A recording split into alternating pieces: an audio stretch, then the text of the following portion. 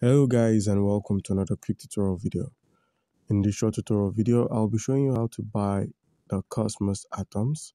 And to do this, log into your browser, and once on your browser, you'll drop that the coinmarketcap.com link in the description of the video.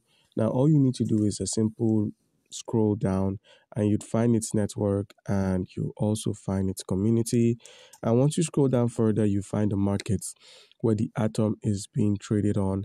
And as you can see, there's a list of exchanges that host the token, and the top is Binance. So in order to buy yourself some of the atom, all you need to do is take a look at how much it's listed for, the depth, the volume, the confidence, as well as the liquidity score. Once you've taken note of this, we're going to be making use of the Binance exchange. So once you've downloaded the Binance app, log on and make sure you have an account.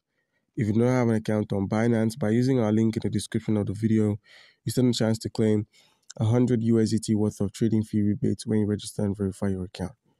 So guys, you're on Binance with a verified account. How can you buy the Atom token? Simply click on the deposit icon.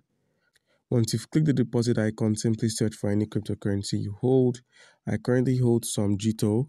So all I need to do now is simply click on the GTO, select the Solana network, copy my Solana address, and once the GTO has been deposited here, scroll to the spot or overview depending on where it is, and here we go to GTO. So now all I need to do is simply click the convert icon at the home page.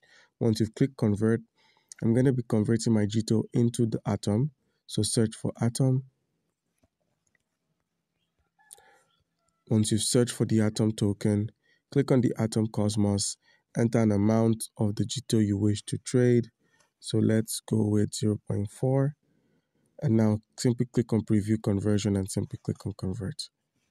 By doing this, I've successfully converted my GTO into the atom.